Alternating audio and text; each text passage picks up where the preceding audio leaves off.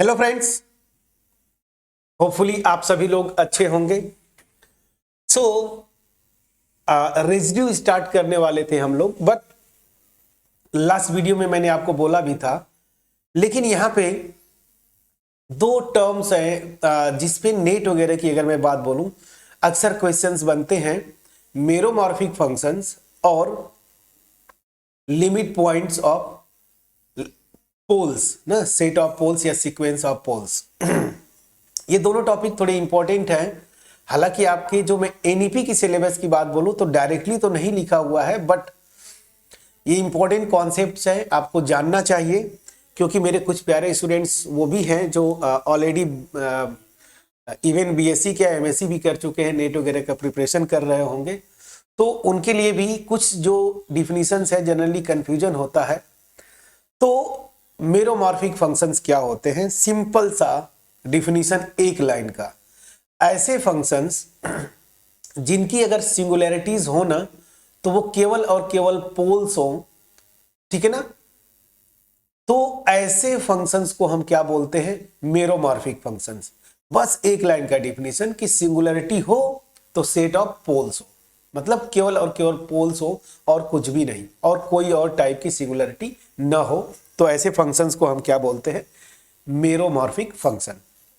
सो definition अगर बहुत आसान है, मैंने बोल दिया, मैं लिखूं फिर एग्जांपल्स पे आऊंगा, ठीक है ना। So a function F Z which has a set of poles, ठीक है ना, a set of poles only as its singularity, ठीक है ना। A function fz which has a set of poles only as its singularities is called a meromorphic function. A meromorphic function. Simple एक line का definition है। अगर singularities होंगी, मैं पूरे कॉम्प्लेक्स प्लेन की बात बोल रहा हूं, या फिर जो उसका डोमेन ऑफ डिफिनीशन है, तो अगर उसमें सिंगुलरिटी होगी तो केवल और केवल पोल्स होंगे। ये देखिए, सेट ऑफ पोल्स लिखने का मतलब क्या हुआ कि हो सकता है कि एक से अधिक पोल्स आए, मे बी ऐसा भी हो सकता है कि इनफाइनाइट नंबर ऑफ पोल्स आए, जैसे 10 z वगैरह फंक्शन लेते हैं, तो जो भी होगा सिंगुलरिटी वो केवल पोल्स होंगे और कुछ उसके अलावा कोई और सिंगुलरिटी नहीं होगी। तो ऐसे फंक्शंस को हम क्या बोलते हैं, मेरोमॉर्फिक फंक्शंस, ठीक है। अब एग्जांपल की बात है, बिल्कुल एक आसान सा एग्जांपल मैं लेके आपको एक्सप्लेन करता हूं। Let fz this is equal to z upon z minus 1 और z प्लस 3 इसका होल स्क्वायर। प्लीज चेक करिएगा, ठीक।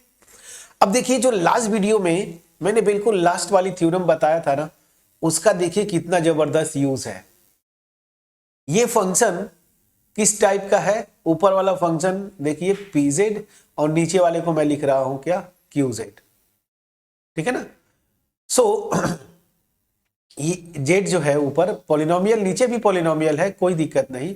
लेकिन देखिए, जब भी रेशनल टाइप के फंक्शंस आए ना, तो इनका जो पोल्स है, मतलब सिंगुलरिटीज होती हैं, वो पोल्स होती हैं। और कैसे, देखिए लास्ट थ्योरम मैंने कहा बताया था, ये वाला मैं अभी आता हूं आपको, देखिए ये, और मैंने बोला था कि बहुत इंपॉर्टेंट होगा, तो यहां पे देखिए ये थ्योरम ना, लास्ट वीडियो में pz बाई qz टाइप का होगा।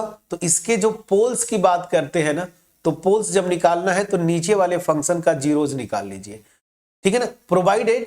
अब इसके जो जीरोज आएंगे नीचे वाले फंक्शन का, उस पॉइंट पे ये दोनों इंडिविजुअली पहली चीज एनालिटिक होने चाहिए, ठीक है ना।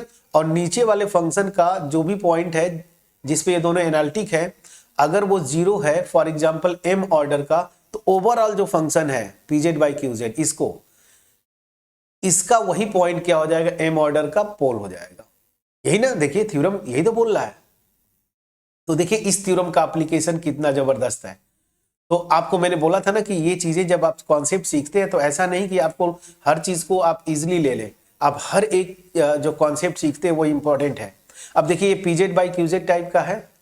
तो अब मैं सोल्यूशन पे आता हूं। मुझे सिंपल सी बात है, मुझे ये दिखाना है कि ये मेरोमॉर्फिक होगा कि नहीं ना। अब मेरोमॉर्फिक है कि नहीं, तो इसकी जो सिंगुलरिटीज होंगी केवल और केवल पोल्स आनी चाहिए। तो अब ये सी बात है, सिंगुलरिटी कहां पे आएगा, तो जहां पे अब ऐसे फंक्शंस में यही था ना, नीचे जहां पे जीरो हो जाए। तो देखिए यहां पे जो मैं क्यूजेड लिख रहा हूं, क्यूजेड का जीरोस पहले निकालिए। तो क्यूजेड का जीरोस, तो क्यूजेड का जीरोस जेड माइनस वन है और यहाँ पे जेड प्लस थ्री का होल स्क्वायर है।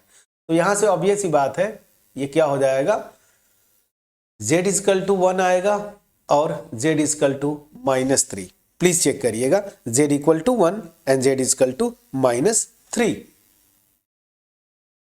अब ये जो जीरोज आ रहे हैं नीचे वाले के, ये कौन मतलब कितने ऑर्डर के होंगे वो यहां से आप निकाल सकते हैं। लॉजिक देखिए, हमने पिछली वीडियो में ही सीखा था जीरोज जब मैंने डिफाइन किया था। तो ध्यान दीजिए, मैं इस फंक्शन की बात करता हूं ना। तो ये जो जीरो है जेड इक्वल टू वन कितने ऑर्डर का है, तो ध्यान दीजिए पहली चीज कि क्यू जो है इस पॉइंट पे जेड इक्वल टू वन पे ऑब्वियस सी बात है जीरो है, ठीक है ना, पहली चीज। अब आप क्या करिए, इसको डिफरेंशिएट करिए। जब इसको डिफरेंशिएट करेंगे क्यू डैश, पहले मैं जेड निकाल लेता हूं फिर z equal to one put कर दूंगा। तो देखिए दो फंक्शन के प्रोडक्ट वाले फार्मूले से लगाएंगे तो क्या होगा, फर्स्ट फंक्शन, ठीक है, फिर सेकेंड फंक्शन का डेरिवेटिव, तो two into z plus three plus second function z plus three whole square into, जैसे इसको डिफरेंशिएट करेंगे वन हो जाएगा, कोई दिक्कत नहीं।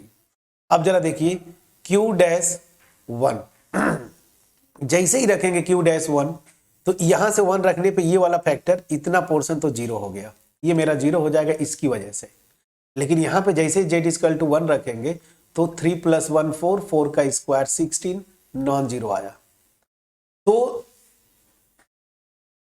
इस पॉइंट पे इंडिविजुअली ध्यान दीजिए, ये भी फंक्शन एनालिटिक है, ऊपर वाला भी, खैर नीचे वाला भी। हम नीचे वाले की पहले बात करते हैं जीरोस का ना। तो इस जेड इक्वल टू वन पे इंडिविजुअली अगर मैं बोल रहा हूं तो फंक्शन एनालिटिक है, नीचे वाला क्यू जेड एनालिटिक है ना, बीइंग पॉलिनोमियल फंक्शन। और इस पॉइंट पे ये फंक्शन की वैल्यू जीरो है, देखिए ये जीरो है, लेकिन इसका फर्स्ट ऑर्डर डेरिवेटिव जैसे ही मैं निकाला ना वो नॉन जीरो आ गया। सो दैट मीन्स क्या हुआ, याद करिए, जीरो ऑफ ऑर्डर एम, तो mth order derivative non zero होता था उस पॉइंट पे, और नीचे के जितने लोअर ऑर्डर डेरिवेटिव से वो जीरो आते थे ना, तो मैं बोलता था वो जीरो है ऑर्डर m का। तो यहां पे फर्स्ट ऑर्डर डेरिवेटिव भी नॉन जीरो हो गया, दैट मीन्स ये सिंपल जीरो हो गया। क्या हो गया, सिंपल जीरो हुआ इस फंक्शन क्यूजेड का। उसी तरीके से डेरिवेटिव तो मैंने निकाल दिया।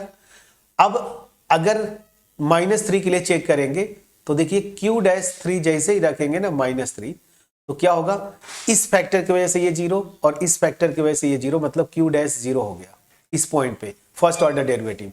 लेकिन जैसे ही सेकेंड ऑर्डर डेरिवेटिव निकालेंगे इसका निकाल के देखिए, टू बाहर रखिए, सेम वही रूल करते हैं।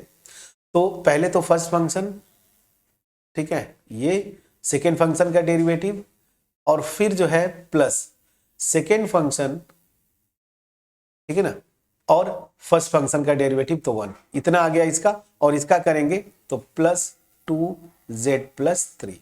अब Z equal to minus three, sorry ये डबल डैश है, डबल डैश में निकाल रहा था, तो डबल डैश में निकाला तो ये आएगा ना, प्लीज चेक कर लीजिएगा, ये पूरा ब्रैकेट बंद है यहाँ पे, मतलब इतने का डेरिवेटिव ये आएगा।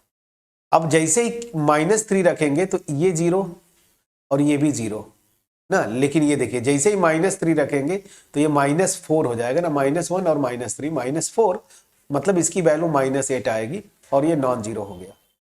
सो दैट मीन्स क्या हुआ कि z equal to minus three जो है ना, इस क्यूजेड का जीरो है ऑफ ऑर्डर क्या, ऑफ ऑर्डर टू ना, तो ऑर्डर टू का ये क्या है, जीरो है, ठीक है ना, ऑर्डर टू का जीरो है। ठीक, तो पहले तो मैंने ये निकाल लिया। अब मैं जो अभी जस्ट थ्योरम दिखाया था उससे आता हूं। ये एक्चुअल फंक्शन की अगर मैं बात बोलूं तो एक्चुअल फंक्शन में ये pz बाई qz टाइप का है, ठीक है ना। तो इसमें ये दोनों पॉइंट्स z=1 और z=-3 पे इंडिविजुअली pz भी एनालिटिक है, qz भी एनालिटिक है, दोनों पॉलिनोमियल फंक्शंस मतलब इंटायर फंक्शंस है। और नीचे वाले फंक्शन का ये दोनों पॉइंट्स क्या है, एक सिंपल जीरो है z=1 और एक जीरो है ऑर्डर 2 का, और वो पॉइंट क्या है z=-3।